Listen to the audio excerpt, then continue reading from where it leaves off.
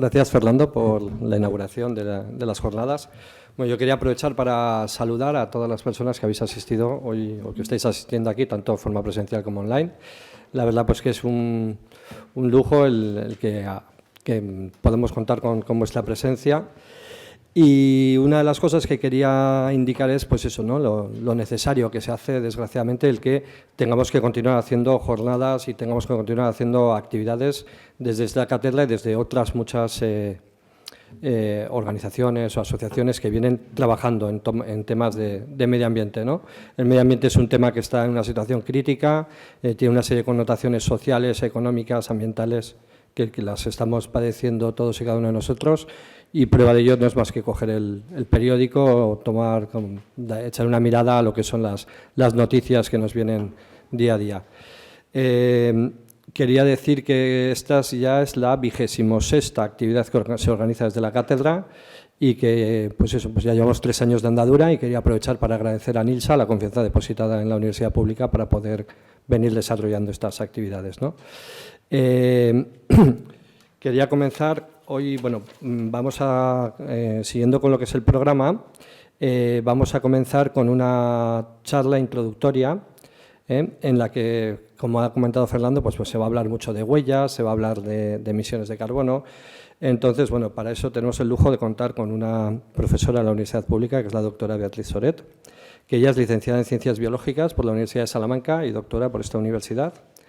Es profesora del Departamento de Agronomía, Biotecnología y Alimentación y desarrolla su actividad docente en temas de biotecnología y en temas de gestión ambiental. Es responsable de varias asignaturas sobre esta temática y es una persona muy inquieta, ¿no? Que ha tomado el tema de los retos a nivel personal y ha sido una pieza clave en el desarrollo de una iniciativa que le llamamos Al Rosadía Living Lab, que es un laboratorio viviente en el que tratamos de afrontar los diferentes retos ambientales que tenemos dentro de la universidad, afrontarlos de una manera práctica, ¿no? Y buscando la implicación y la involucración de toda la comunidad universitaria, incluidos los estudiantes. También es una investigadora muy activa, adscrita al Instituto Eastwood, pero también ha trabajado como investigadora en distintos centros, en el Hannan Research Institute en Escocia o también en la Universidad de Michigan en Estados Unidos. Como he dicho, durante estas jornadas pues se va a hablar mucho de medición de impactos y por eso le hemos pedido a la doctora Soret que realice una introducción a esta temática con una conferencia que lleva por título Huellas ambientales, que nos dice la huella de carbono. Muy bien, muchas gracias. Bueno, quería recordar a las personas que nos están siguiendo que en cualquier momento si quieren hacer alguna pregunta o pues que tenemos un micrófono abierto y luego a las personas que están siguiéndonos desde sus casas o desde otros lugares que tenemos un chat en el canal de YouTube y por medio de ese chat pues se pueden formular las preguntas por escrito. Muy bien. Muy bien, pues no sé si esto se oye, ¿sí? Vale, pues buenos días. Gracias, Nacho, por la presentación. Gracias también por invitarme a participar en esta jornada. Yo soy compañera del departamento de Nacho, pero no trabajo en lo que es el ciclo integral del agua urbana. Soy un poco una infiltrada en la jornada. Y un poco mi tarea y mi misión era pues, hablar un poquito sobre la huella de carbono, fundamentalmente con aspectos un tanto, digamos, básicos, de manera que, pues, al final, más o menos sepamos, cuando vemos un dato de una información sobre la huella de carbono, que sepamos interpretarla y veamos un poquito qué es lo que hay detrás. Entonces, bueno, hay aquí personas, técnicos que lleváis mucho tiempo trabajando con estos temas y, bueno, espero que no os resulte excesivamente aburrido. De todas maneras, pues no será muy largo. De todas maneras, antes de pasar a hablar de qué es esto de los gases de efecto invernadero, que todos nos suenan, y la huella de carbono, que también me ha parecido interesante, que un poco para dar un poquito de contexto, pues hablar primero un poquito más general sobre qué es esto de las huellas de carbono, su relación con lo que se denominan los límites planetarios y también una breve pincelada acerca de qué es esto del ciclo de vida y el enfoque del ciclo de vida. La huella de carbono seguramente es pues, la que más nos va sonando a todos, que lo escuchamos de forma muy habitual, pero no es la única. Ahí tenemos diferentes tipos de huellas que fundamentalmente nos van a aportar información o bien acerca del consumo de los recursos que estamos haciendo con las diferentes actividades, o también nos dan información acerca de la generación de emisiones, contaminación, etcétera. Y así pues tenemos, además de la huella de carbono, pues otra que también seguramente nos suena es la huella hídrica, tenemos la huella de nitrógeno, la huella de fósforo, la huella de biodiversidad, y un conjunto de lo que actualmente se denominan pues, la familia de las huellas. Esta idea de las huellas realmente, o sea, bueno, pues ahora tenemos toda esta profusión de diferentes huellas que se han ido describiendo, pero digamos que tampoco tienen un recorrido tan larguísimo. La huella ecológica seguramente también es algo que nos suena bastante. La huella ecológica es la primera de las huellas que se describió como un poco una medida de la utilización de los recursos que hacemos las personas o también los países, se expresa de las dos maneras, de los recursos que estamos utilizando para poder, digamos, mantener o soportar el estilo de vida que vamos llevando. De aquí viene también un poco esa idea que a veces escuchamos es que necesitamos un planeta, 2 planetas, 3 planetas, ¿vale? Porque la huella ecológica se expresa en hectáreas globales y da esa idea de qué cantidad de recursos estamos necesitando. Esta huella, que como digo es la primera, se empezó a utilizar a mitad de los años 90 del siglo pasado. Y un poquito más adelante, ya entrados en el siglo XXI, se describió este otro concepto de los límites seguros del planeta, que tratan de alguna manera de describir para distintos procesos biofísicos cuáles son esos límites que no se deben superar para que la vida en principio, las sociedades humanas y la humanidad pueda seguir desarrollándose como hasta ahora. Y bueno, pues como vemos un poco en esta figura, estos límites biofísicos o diferentes subsistemas del planeta Tierra pues tienen que ver con el cambio climático, con la integridad de la biodiversidad, con los ciclos biogeoquímicos de los distintos nutrientes, y pues vemos que también digamos, tienen su cierta relación con algunas de estas huellas que se han ido describiendo. Este concepto de los límites seguros del planeta es una, digamos, también herramienta de comunicación que permite de esta manera como muy visual y muy gráfica, y para estos distintos subsistemas que hemos visto que se han definido, que son en total 9, pues nos permite con este sistema un poquito de semáforo ver cómo están yendo las cosas en cuanto a esa presión que se está ejerciendo sobre el medio ambiente y en su conjunto sobre el sistema planetario. Las primeras publicaciones que se realizaron con este concepto son del año, o sea, de hace 14 años, en 2009.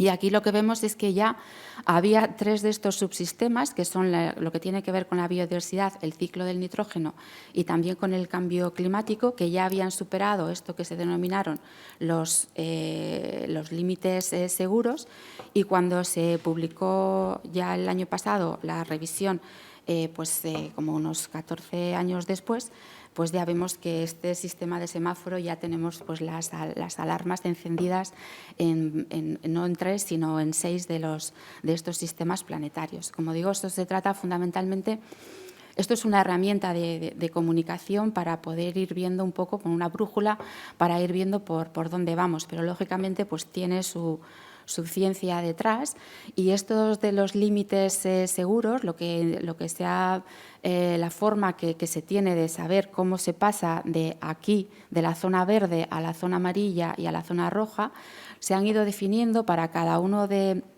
de estos diferentes procesos o subsistemas, se han ido definiendo una serie de variables de control y cada una de estas variables de control tiene una serie se han definido unos umbrales críticos, que lo vemos pues, fácilmente con esta gráfica de aquí. Variable de control, en este caso, sería la concentración de CO2 en la atmósfera, expresada en partes por millón, y la variable de respuesta, en este caso la figura representa la superficie terrestre que está cubierta por hielo. De manera que pues vamos viendo que a medida que aumenta la concentración de CO2 en la atmósfera, la superficie terrestre cubierta por hielo se va manteniendo más o menos en un nivel más o menos estable hasta que llega a una zona de incertidumbre y cuando supera este determinado umbral, pues ya ha superado también la zona de incertidumbre y ahí se puede, digamos, la respuesta que puede ir ocurriendo ya no sabemos muy bien qué es lo que va a ocurrir, pero bueno, también el impacto que está generando, los efectos que se pueden generar, pues son también ya, pues en algún caso, pues pueden entrar ya dentro de un poco de esa irreversibilidad. En el caso de este proceso relacionado con el cambio climático, uno de los parámetros de control es esa concentración atmosférica y el límite propuesto en cuanto a la concentración de partes por millón es 350, que es bastante por encima de los valores que se registraban en la época preindustrial, que como sabéis es un poco la que se suele tomar como base para hacer un poco todas estas comparaciones y ver un poco cómo se va.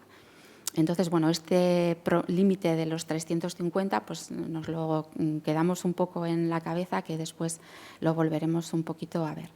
Esto, al fin y al cabo, son indicadores ambientales, indicadores que nos van a ayudar a poder conocer cuáles son los impactos que estamos generando sobre el medio ambiente. Los indicadores ambientales nos van a dar una información acerca del estado del medio ambiente, del agua, de la atmósfera, de qué ocurre en el suelo, de qué ocurre con los océanos, etcétera. Entonces, un poco, digamos, la representación como más conceptual, vamos a tener una determinada actividad, algo que impulsa un determinado cambio.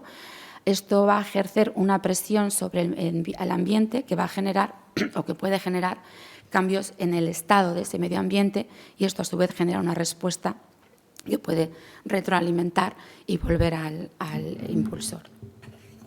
A ver. Bien, entonces, esa forma la forma clásica de medir, de evaluar los impactos ambientales, siempre ha sido con estos indicadores ambientales y hay muchísimos descritos. El que hemos visto, concentración de distintos gases o partículas en la atmósfera, concentración de tóxicos en el agua, concentración de nitratos, número de especies cuando hablamos de biodiversidad, etcétera. Y por otro lado, tenemos algo que, como os digo, se ha descrito más recientemente, que son las huellas ambientales. Las huellas ambientales nos van a dar sobre todo una información acerca de la presión que estamos ejerciendo sobre el medio ambiente. Estaríamos en este esquema, el impacto nos informa sobre el estado, la huella ambiental nos informa más sobre esa presión que se ejerce. Y las huellas ambientales, algunas de las que hemos visto, pues tenemos la huella ambiental, la ecológica, la hídrica, la huella de carbono. Y si nos fijamos un poco en las definiciones, en la mayoría de ellas, pues vamos a ver que nos dicen es la cantidad de hectáreas para producir los bienes y servicios que emplea una persona, el volumen, la cantidad de agua que se utiliza, la cantidad por parte de un consumidor o de un producto, la cantidad de gases de efecto invernadero que se generan también por producto, por organización, o ya de forma más explícita, lo vemos en la huella ambiental, nos habla de todo el conjunto de impactos que se generan a lo largo del ciclo de vida de un producto. Entonces vemos que hay también una diferencia un tanto, digamos, conceptual, porque en el caso de las huellas ambientales se centran mucho en ese enfoque del ciclo de vida, es decir, tener en cuenta desde que se obtienen los recursos para producir cualquier producto, para generar un bien o un servicio, toda la cadena, incluido además del uso, pues el mantenimiento, distribución, la producción, hasta el fin de vida. Entonces, este enfoque del ciclo de vida es el que se utiliza el que tenemos en cuenta a la hora de ir cuantificando y valorando las huellas, y digamos que de alguna manera lo que persigue este enfoque del ciclo de vida es poder identificar diferentes puntos de mejora, fundamentalmente en este caso en cuanto a lo que es la reducción de los impactos que se generan y también el conseguir que haya una mayor eficiencia en cuanto a tener un menor uso de recursos. El enfoque de ciclo de vida tiene bastantes, digamos, ventajas o beneficios, pero uno muy importante es que tiene esa visión de conjunto, esa visión holística. Y esto permite digamos, no desplazar los problemas que se encuentran en una de las etapas del ciclo de vida de cualquier producto o servicio a las otras. Si nos centramos únicamente, por ejemplo, en la fabricación, pues puede que estemos solucionando un problema aquí, pero sin darnos cuenta lo estamos desplazando hacia adelante o hacia atrás en toda esta cadena del ciclo de vida. Y esto, digamos, el tener esa visión de conjunto, el considerarlo todo, es un poco, pues te da esa facilidad de no desplazar problemas de una etapa a otra. Otra cuestión importante es que es algo que es multicriterio y también abunda un poco en esta visión de conjunto. Derivado del enfoque del ciclo de vida, tenemos lo que se denomina el análisis de ciclo de vida, que es una metodología estandarizada, tiene una ISO, es una metodología estandarizada de forma, digamos, internacional, y que nos va a servir para evaluar también los impactos, tanto en el medio ambiente como en la salud, acerca de esa utilización de recursos y las emisiones que se generan en cuanto a la obtención, pues, de productos, de organizaciones, de servicios, etcétera. Digamos que de alguna manera lo que nos va a permitir es cuantificar todos los intercambios físicos, bien sean entradas, bien sean salidas de la actividad con el medio ambiente. Y este método estandarizado lleva una serie de etapas muy bien definidas, que son, pues, la definición del propósito, la definición de los alcances, realizar un inventario, realizar lo que es en sí la evaluación de los impactos y luego la interpretación de los resultados. Y aparte, digamos, de servir como una evaluación de impactos ambientales, pues también tiene un poco otro tipo de utilidades, como puede ser apoyo en la planificación estratégica, etcétera.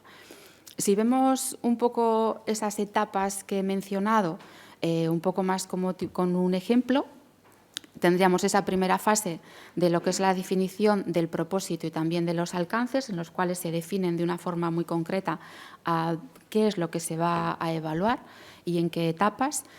Luego tendríamos que realizar los inventarios. Esta es la parte del intercambio físico, tanto de entradas como de salidas. Hay que ir anotando todo lo que se utiliza y todas las salidas que se obtienen, todas las emisiones, todos los residuos, todos los productos, y también en el caso de las inputs lo mismo.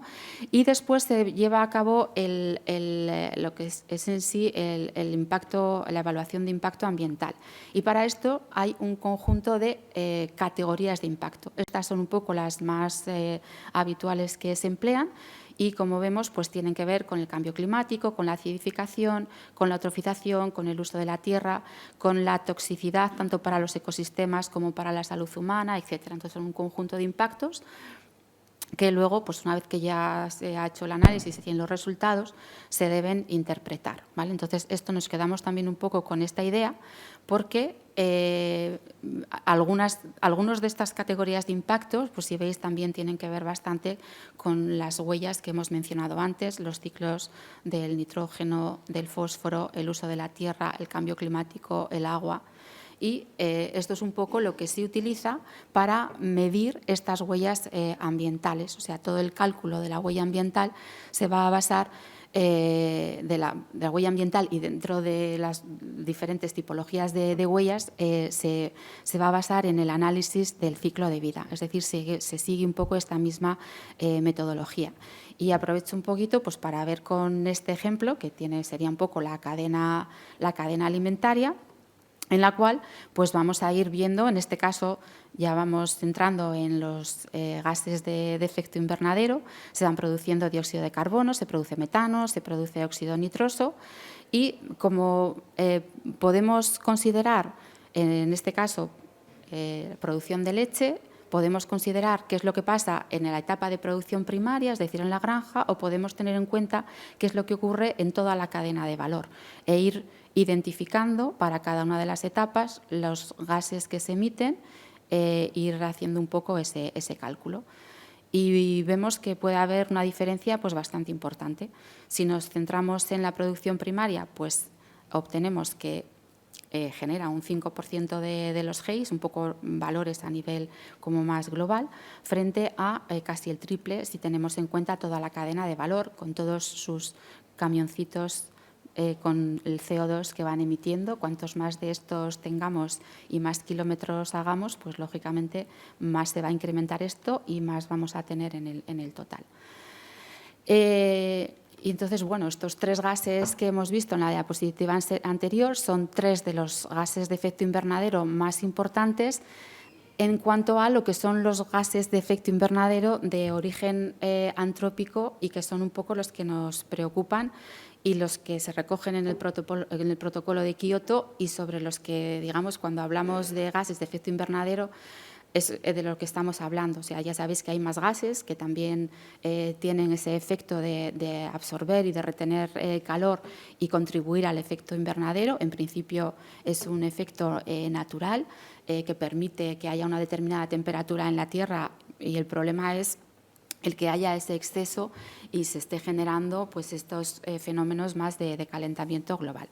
Entonces, aparte de CO2, el metano y el óxido nitroso, pues tenemos también estos otros 3 que están recogidos en el protocolo de Kioto y fundamentalmente pues, en estos 3 nos fijamos más porque son los mayoritarios y porque también son un poco los que generalmente más se suelen tener en cuenta a la hora de los cálculos, de las huellas.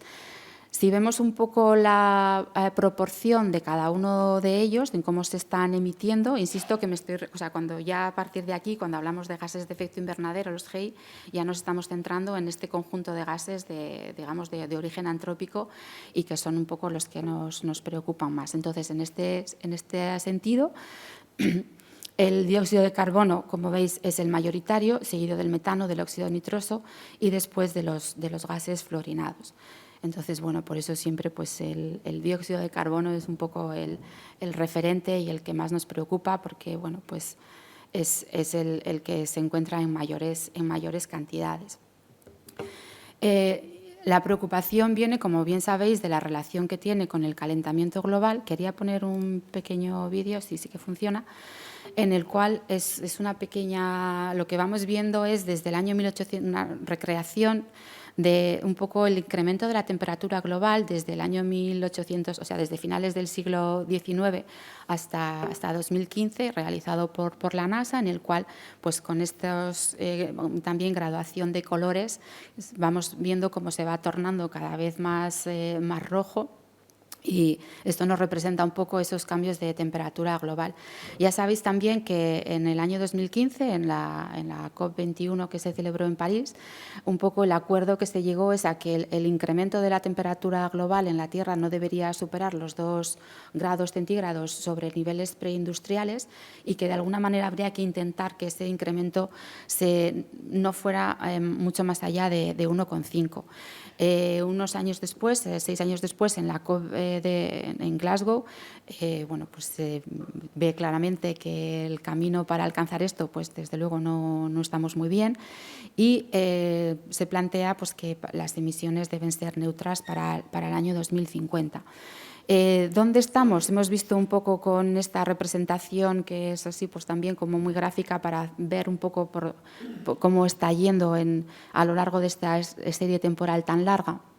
Pues lo que se ve también muy claramente desde hace ya, esto se conoce desde hace ya muchos años, es si vamos viendo aquí, tenemos representada las variaciones de temperatura global, también desde niveles preindustriales, y vemos un poco lo que corresponde a lo que llevamos del siglo XXI y vemos de forma, digamos, paralela las concentraciones de estos tres principales gases de efecto invernadero de origen antrópico, dióxido de carbono, el metano y el óxido nitroso, y vemos cómo, bueno, pues las curvas que se trazan pues son bastante paralelas tanto en el caso de la temperatura como con los gases. ¿Y de dónde proceden todos estos gases de origen antrópico? Pues fundamentalmente el sector más importante que está generando estos gases de efecto invernadero a nivel global pues es el sector de la energía. Aquí incluimos la industria, transporte, edificios. La agricultura también tiene un componente bastante importante, alrededor de, depende un poco de las estadísticas, pues alrededor del 20, el 25%. Y en cuanto a la gestión de residuos y aguas, pues supone aproximadamente pues entre un 3,5%. Y si miramos, estos son datos a nivel global, si vemos un poco los datos publicados este año en cuanto a los GEI que se generan en España. Esto es el conjunto de las emisiones brutas y aquí tenemos también el sector energético, manufactura, transporte y otros sectores, la cantidad de CO2 que se genera, el metano. En la producción de metano están bastante implicadas las actividades de gestión de residuos y también actividades agrarias, por ejemplo, lo relacionado con la fermentación entérica y de residuos de las explotaciones ganaderas. Y aquí con esta flecha he intentado marcar la contribución, el aporte que tiene el tratamiento y eliminación de aguas residuales, que sería pues una parte de un 0,8% y que fundamentalmente tiene más que ver con el metano y con el óxido nitroso. Entonces, bueno, después de esta larga introducción ya llegamos sí a ver qué es esto de la huella de carbono, que más o menos lo hemos ido pues viendo desde un poquito desde el principio. Entonces, esa huella de carbono lo que se pretende es cuantificar todas las emisiones de gases de efecto invernadero que se generan para obtener un determinado producto o un determinado bien o un servicio, tanto por efecto directo como por efecto indirecto. ¿Y por qué? ¿Para qué se está calculando todo esto? Bueno, pues porque nos va a permitir identificar cuáles son las fuentes de emisiones. Hago un inciso también que en el caso agrario, por ejemplo, nos permitiría identificar también los sumideros de gases de efecto invernadero, y al poder identificar cuáles son estas fuentes, dónde está el origen de estos gases a lo largo de toda la cadena del ciclo de vida o de la cadena de valor de los productos y servicios, esto nos va a permitir identificar cuáles son esos puntos críticos y, por lo tanto, también los puntos de mejora, donde se van a ir pudiendo implementar las acciones de reducción, de mitigación y, en su caso, también de compensación, pero mejor primero reducir, para poder bueno, pues reducir todas esas cantidades de gases de efecto invernadero que estamos emitiendo a la atmósfera. También es una herramienta también de comunicación, como mencionaba antes, lo mismo que esta idea de los límites planetarios, las huellas, también se consideran, nos permiten también esta parte de comunicación del desempeño ambiental de una empresa, de una organización, etcétera. ¿Y por qué se está calculando y se calcula cada vez más? Pues por un lado hay motivación fundamentalmente en Europa por legislación ambiental, que ya hay determinada normativa que va de forma implícita, lleva una serie de requisitos que requiere que se hagan este tipo de cálculos, y también porque de alguna manera pues también hacer este tipo de calcular y comunicar la huella nos va dando también un poquito de idea de ese compromiso medioambiental que pueden tener las empresas o las organizaciones. ¿Cómo se expresa? Esto tal vez os hayáis fijado alguno cuando hemos visto digamos, la expresión, los datos globales de las distintas emisiones a nivel estatal. La forma que tenemos de expresar la huella de carbono es en CO2 equivalente. Y bueno, esto es importante, o sea, porque a la hora de, si tenemos que poner juntos varios de estos gases, fundamentalmente, como os he mencionado antes, los más importantes, los que se suelen cuantificar más habitualmente son el dióxido de carbono, el metano y el óxido nitroso. Estos gases cada uno tiene un potencial de calentamiento global que es diferente. Y esto tenemos aquí representado. Para el dióxido de carbono, que es el que tomamos como unidad y como referencia, este potencial de calentamiento global es 1. Y el metano tiene una equivalencia de aproximadamente 29 y el óxido nitroso de 273. Esto quiere decir que si tenemos 1 kilo de dióxido de carbono, su potencial de calentamiento global es 1, 1 kilo de metano sería pues 29 y 1 kilo de óxido nitroso 273. Si tenemos 1 kilo de cada uno, tendríamos un total pues, de unos 304 kilos de CO2 equivalente. O sea, relativizamos el resto de gases en base al dióxido de carbono y en función del potencial de calentamiento global de cada uno de ellos, que tiene que ver con esa capacidad que tienen de absorber la radiación y con la vida útil o la vida de permanencia, más que vida útil, de los gases en la atmósfera. Esto es lo que también vamos a denominar los factores de conversión, que veremos un poquito ahora,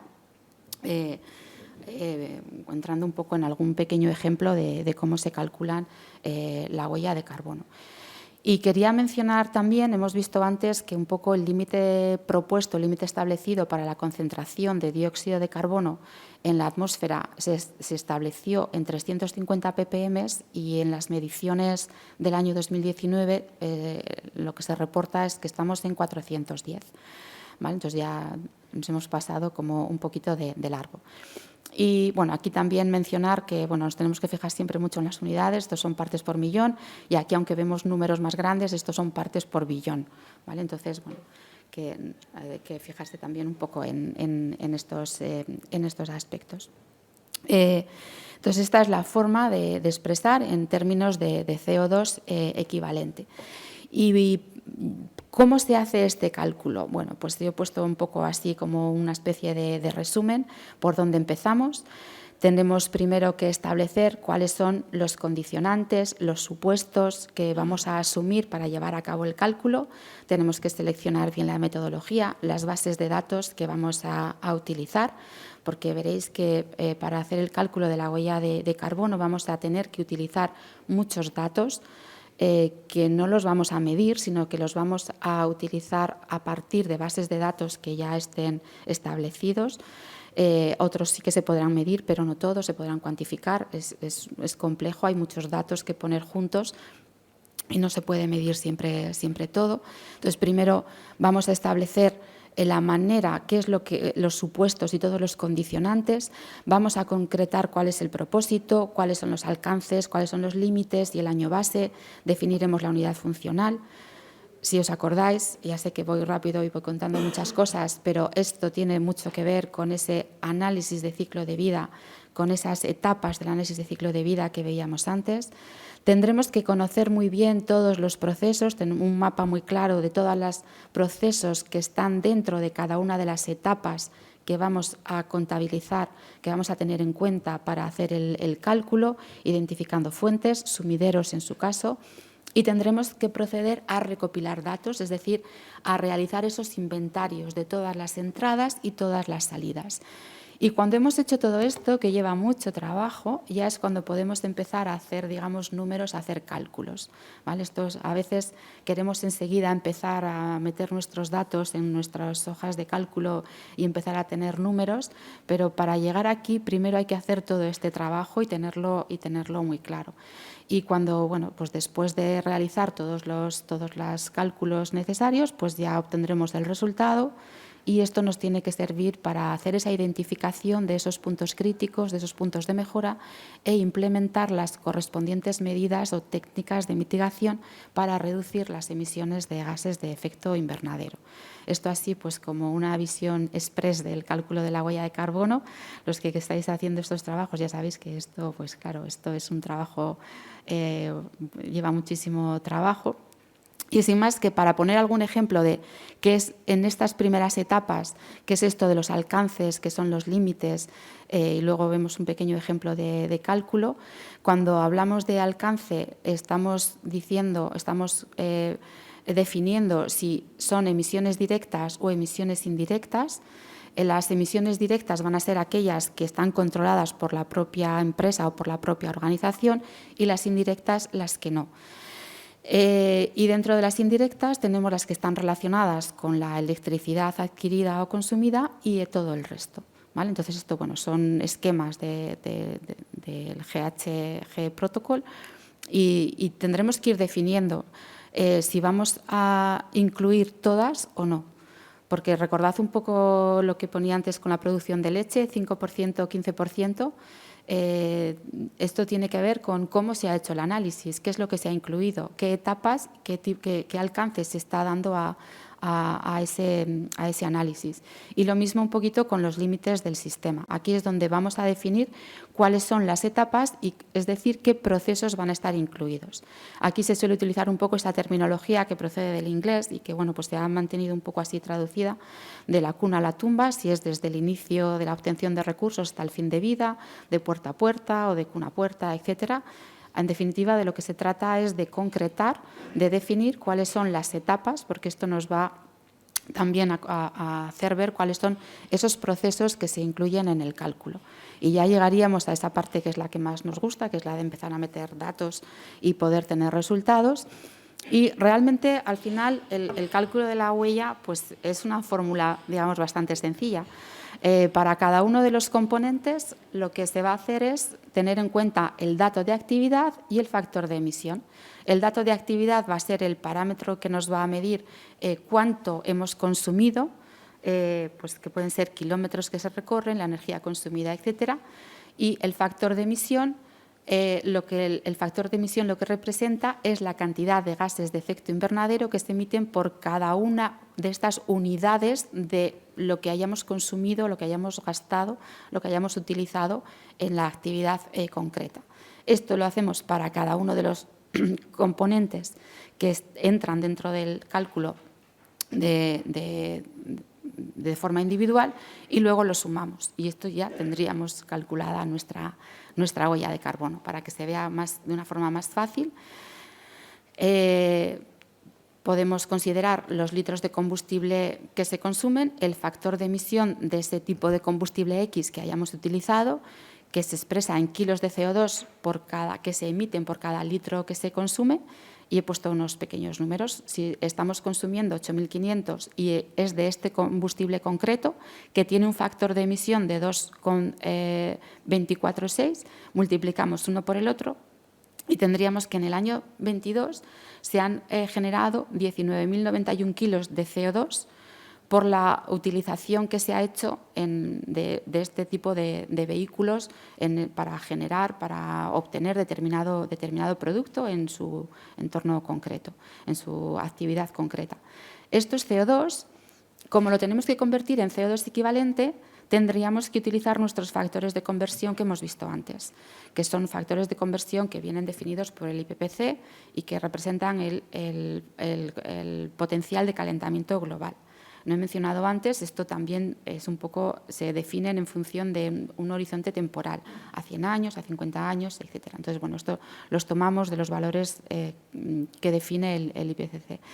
Y en este caso, como es CO2, pues multiplicaríamos por 1 y ya está. Si aquí el proceso genera metano, pues calculamos los kilos de metano y luego los multiplicamos por su factor de conversión correspondiente, que en este caso sería pues 29,8. Y tenemos aquí las bases de datos. Las bases de datos, porque claro, ¿cómo sabemos los factores de emisión de cada uno de todos los diferentes unidades de productos que estamos utilizando? Bueno, pues para esto tenemos esas bases de datos, y esta en concreto es la de Miteco, la última digamos, revisión que han realizado de los distintos factores de emisión, y lo mismo que tenemos para combustibles, pues tenemos pues ahí tenemos toda la base de datos para que nos ayuda a saber estos factores de emisión. Es decir, un poquito en resumen, pues para todos los componentes o procesos identificamos emisiones, calculamos el CO2 equivalente en base a ese dato de actividad, al factor de emisión correspondiente y al factor de conversión que corresponda en función de si estamos calculando CO2, si lo que se obtiene es CO2, lo que se genera es CO2, si es metano o si es óxido nitroso. Y entonces, bueno, pues una vez que tenemos lo correspondiente a todos los diferentes procesos que entran en la actividad que estemos evaluando, tendríamos esta huella de carbono. Y al final nos daría un poco este tipo de resultado. Esto es también un resultado de una planta de tratamiento de aguas residuales en el cual se expresa la cantidad de CO2 equivalente por cada metro cúbico de agua tratada. Entonces, como veis, cada metro cúbico de agua tratada, en este caso concreto, está produciendo 0,59 kilos de CO2 equivalente. Como el análisis se realiza para cada etapa, además de tener el total, pues aquí vemos que el 86% de este CO2 equivalente se está produciendo en la fosa, en el tanque séptico. Y luego tenemos una parte importante también que es por energía y por transporte. Entonces, esto permitiría ir identificando dónde se están generando la mayor cantidad de estos gases de efecto invernadero e ir dirigiendo un poco las actividades, las tecnologías de mitigación allá donde van a poder ser más efectivas. Y bueno, antes he mencionado también, tenemos un poco ese compromiso establecido por la Unión Europea de tener que alcanzar la neutralidad, el cero neto, la neutralidad climática. Y bueno, pues hemos visto un poco también esos datos que no sé si vamos muy bien en esta senda para igualar las emisiones de CO2, lo que se emite a lo que se elimina, el conjunto de los GI, o que la actividad pues no sea, digamos, no incremente la temperatura del planeta, que sería un poco esa neutralidad climática. Bueno, quería ya sin más terminar un poquito. He mencionado que la primera huella fue la huella ecológica, y esto es una cita que me ha parecido muy curiosa de uno de los investigadores que estuvo trabajando que promovieron y que definieron la huella ecológica en 1995. Y hace 30 años pues él decía que esta crisis ambiental es menos una crisis ambiental que un problema técnico y de comportamiento y social, y que por lo tanto los problemas deberían, digamos, las soluciones deberían ir un poco también por ahí. Y bueno, pues 30 años después aquí seguimos. Yo creo que hay una parte técnica también importante, pero bueno, también un poco pues que nos sirva como un poco de punto para reflexionar. Y bueno, no sé si me he alargado mucho, pero bueno, pues gracias por vuestra atención y por mi parte nada más. Muchas gracias.